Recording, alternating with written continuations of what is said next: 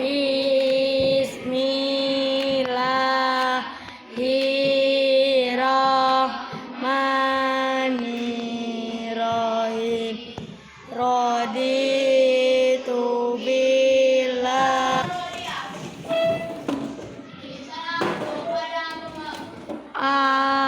assalamu alaikum warahmatullahi wabarakatuh.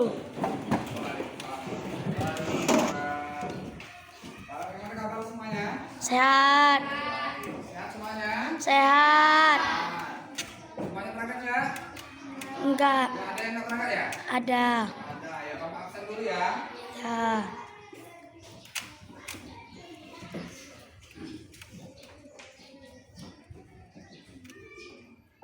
Abdul Wali. Anggun. Enggak. Nggak hadir ya? Ya. Ada keterangannya? Izin. Ya. Akila. Aris. Hadir, Pak. Ati. Avantika. Hadir. Ada keterangan. Hari ini kita akan belajar kembali pelajaran agama, pendidikan agama Islam, yaitu materi tentang beriman kepada Rasul. Ya. Ada yang tahu iman pada Rasul itu termasuk rukun iman keberapa? Ayo. Ayo, masih ingat nggak rukun iman? Ayo. Iman kepada Rasul-Rasul Allah termasuk rukun iman yang keberapa? Kedua. Ayo, siapa yang tahu? Iya, kedua. Pertama, iman pada siapa? Allah, Pada Allah. Yang kedua, iman pada? Nabi dan Rasulullah. Ayo, masa ada lupa pelajaran itu, pelajaran kelas 2 itu? Yang kedua, iman pada malaikat Allah. Yang ketiga, iman pada? Ayo, masa lupa? Iman pada kitab-kitab Allah. Yang keempat, iman pada Rasul-Rasul Allah. Nah, berarti hari ini kita akan mempelajari beriman kepada Rasul-Rasul Allah yang merupakan rukun iman yang keempat. Ya, silakan kita keluarkan bukunya dulu. Dicetaknya silakan keluarkan.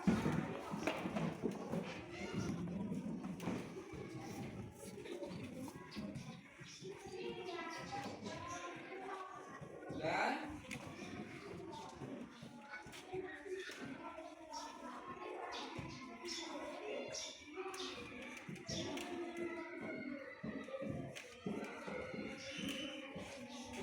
ini Bapak mau kasih pertanyaan. Tahu nggak kalau Rasul-Rasul Allah itu harus kita jadikan idola? Ya. Tahu kenapa Rasul-Rasul Allah kita itu harus dijadikan idola? Tahu maksudnya idola? Orang yang kita senangi. Ya. Kenapa Rasul-Rasul Allah itu harus menjadi orang yang kita senangi? Ada yang tahu kenapa? Iya, karena sifatnya. Apa lagi? Kenapa Rasul-Rasul itu harus kita idolai, menjadikan dia idola?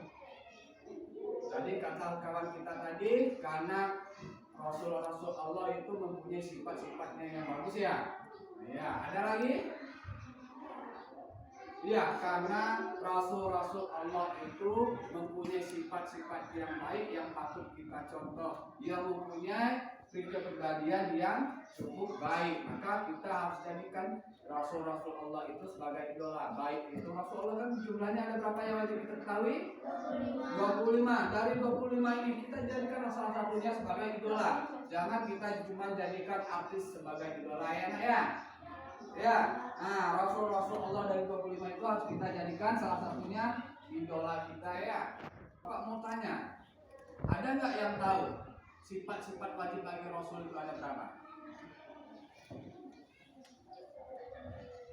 Ayo, ada yang tahu pernah dengar sifat wajib bagi Rasul? Nggak ada ya? Nah, nanti disinilah kita akan pelajari tentang sifat-sifat wajib bagi Rasul.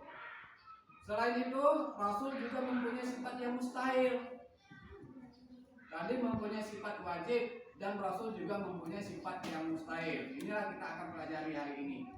Adapun tujuan kita mempelajari pembelajaran ini adalah agar kita bisa menyebutkan sifat-sifat wajib bagi Rasul dan juga sifat-sifat mustahil bagi Rasul yang ya. Oke. Ini coba kita lihat di layar depan. Ini ada beriman kepada Rasul-Rasul Allah melalui sifat-sifatnya. Oke, kita lihat materinya nak ya.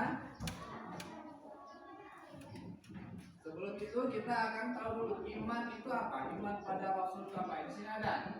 Iman kepada Rasul itu berarti kita percaya bahwa Allah memutuskan Rasul-Rasulnya sebagai teladan dan contoh bagi manusia. Inilah arti iman pada Rasul, yaitu sebagai contoh ataupun idola kita yang kita gunakan dalam kehidupan sehari-hari.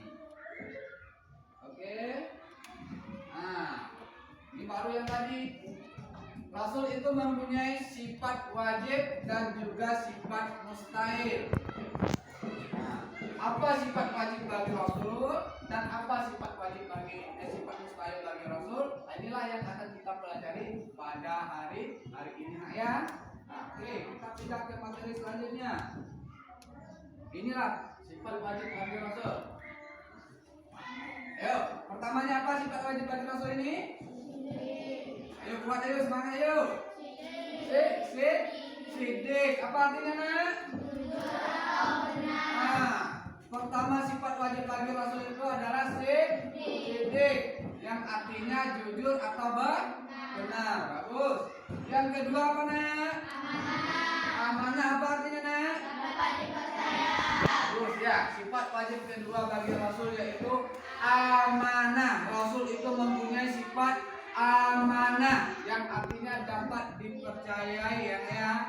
Nah, itu sifat kedua wajib yang kedua bagi Rasul. Yang ketiga yaitu ayo, apa Dimas? Yang ketiga apa Dimas? Tabligh. Apa artinya? Tian apa artinya tabligh Tian? Bagus. Tabligh menyampaikan. Atau sifat Rasul yang ketiga itu adalah tabligh, artinya menyampaikan. Yang keempat, sifat wajib bagi Rasul keempat apa ini? Fatona. Apa artinya? Fauzi? Cerdas. Ya, sifat wajib Rasul yang keempat adalah fatona, yang artinya cerdas. Rasul-Rasul Allah itu wajib mempunyai sifat wajib 4. Pertama tadi sidik, yang artinya jujur atau benar. Yang kedua adalah amanah, yang artinya dapat dipercaya. Yang ketiga ya sifat wajib Rasul itu tabligh ataupun menyampaikan. Yang keempat adalah fatona. Nah, keempat sifat ini pasti ada pada setiap Rasul-Rasul Allah. Nah, sifat inilah yang perlu kita contohkan dalam kehidupan sehari-hari. Sudahkah kita jujur? Ayo. Kan kita tadi diminta untuk mencontoh sifat Rasul. Nah, sekarang kita sudah ketahui. Pertama itu sidik. Udahkah kita jujur? Ayo, jujur. Udah jujurkah kita? Sudah, bagus. Ada lagi? Ada yang masih udah bersifat jujur? Kadang jujur, kadang masih ada bohongnya. Jadi nggak boleh bohong ya. Kita tadi diminta untuk mencontohi sifat sidik tadi atau sifat jujur Rasul. Yang kedua yaitu amanah. Kita itu harus menjadi orang yang amanah dalam kehidupan kita sehari-hari. Orang amanah itu maksudnya dapat dipercaya. Ketika diberi tanggung jawab, misalnya sama bapak atau ibu gurunya, sampai di rumah kerjakan PR ini nak, tahu-tahu nggak dikerjakan, itu amanah tidak? Tidak. Kalau orang amanah seharusnya gimana? Ketika dikasih tugas, dikerjakan. Ketika kamu tidak kerjakan berarti kamu belum meneladani sifat wajib bagi Rasul. Yang ketiga, sifatnya itu menyampaikan. Misalnya, kamu mengetahui pelajaran, ada kawanmu yang nggak tahu, terus kamu jelaskan pada kawanmu, itu berarti tablik atau menyampaikan. Tidak boleh diam. Kamu tahu, kawanmu bertanya, tapi kamu tidak mau masih tahu, itu tidak boleh. Kalau kita mencontoh sifat Rasul, pasti kita akan menyampaikan. Yang keempat itu fatonah, cerdas. Nah, yuk, ini penting ini untuk anak sekolah. Udah cerdas? Udah, ada yang belum. Bagaimana cara buat cerdas? Belajar. Nah, ini keempat contoh keempat sifat inilah yang perlu kita contoh dalam kehidupan sehari-hari ya. Oke, selanjutnya sifat mustahilnya lagi ya. Tadi udah sifat wajibnya. Rasul itu juga mempunyai sifat mustahil. Mustahil sifat itu ada pada Rasul, tapi bisa terjadi pada kita sifat itu. Contoh sifat yang pertama. Apa itu? Sifat pertama, Nak? Kizib. Yang artinya apa, Nak? Apa, Nak? Dusta. Apakah mungkin seorang Rasul Allah itu berdusta? Pegang dulu. Mungkinkah Rasul Allah itu berdusta, Nak? Tidak. Maka disebutlah sifat itu mustahil ada pada Rasul Allah. Tetapi pada kita biasa seperti kita ini, apakah mungkin ada itu kizib tadi? Ada nggak? Ada. Disuruh bikin tugas, nggak dikerjakan. Ditanya apa? Bukunya ketinggalan. Tapi padahal memang nggak dikerjakan. Itu berarti kamu masih memiliki sifat kizib ataupun dusta. Yang kedua sifat mustahil pada Rasulullah itu yaitu kitman. Apa artinya, Nak? Menyembunyikan. Nah, tadi seperti dicontohkan. Kamu misalnya mengetahui setelah belajar ada kawanmu yang nggak berangkat. Kamu mengetahui sifat wajib Rasul tadi. Kawanmu bertanya, apa sifat wajib Rasul itu ada berapa? Terus kamu diam. Nah, berarti kamu termasuk kitman ataupun menyembunyikan. Nah, mustahil Rasul Allah itu menyembunyikan. Dia pasti akan menyampaikan apapun itu namun bentuknya kebaikan. Terusnya khianat. Berkhianat. Tahu berkhianat? Tahu? Pernah berkhianat? Pernah. Muka dua itu. Kawan awal-awalnya teman, tahu-tahu dari belakang nyaci. Nah, itu orang khianat namanya, ya. Nah, mustahil itu sifat ada pada Rasul Allah. Selanjutnya yaitu baloda ataupun bodoh. Apakah mungkin Rasul Allah itu bodoh? Nah, tidak. Tetapi pada kita manusia itu bisa ada sifat bodohnya, tapi tidak di semua hal. Karena setiap orang itu tidak bisa di bagian ini, tapi dia bisa unggul di bagian lain. Misalnya si Intan di matematika selalu dapat nilai 6 misalnya atau 60. Tetapi giliran belajar bahasa Inggris nilainya selalu 90. Maka tidak ada namanya, kalau di manusia biasa seperti kita itu akan ada sifat bodoh, tapi tidak di semua hal. Di semua satu hal kita bodoh, tapi tidak di bagian yang lain. Oke. Dan sejauh ini ada yang mau tanyakan tentang sifat wajib dan sifat mustahil Rasulullah? Enggak. Oke, kan? Di sini sebelum kita ada tugas, Bapak akan bagikan tugas. Kalian akan Bapak bagikan dua kelompok, kelompok mawar dan juga kelompok melati, ya. Dua kelompok, nanti ada tugas.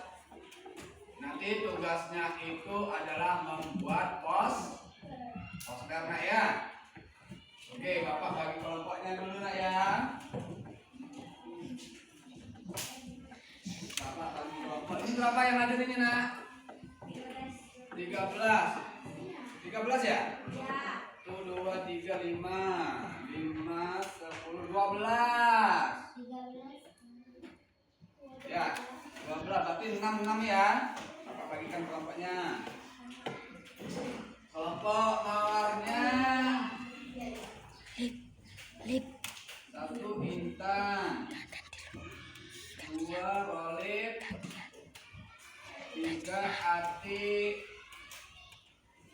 4 Rasti, 5 Novita, 6 Akila. Itu kelompok mawar. Itu yang kelompok ngeratinya Dimas, Lesti, Lutfia, Ian, Tirza, dan Fauzi. Pas ya, 6 ya. Silakan kita bikin susun dulu, duduk kelompoknya dulu. Ayo. Mejanya digeser aja belakang, tapi kursinya taruh sini.